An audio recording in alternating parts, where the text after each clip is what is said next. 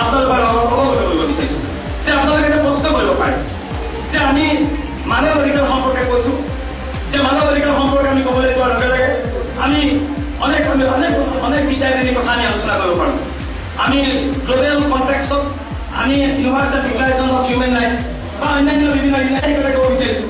যে আমি যদি জীয়াই থাকিব বিচাৰোঁ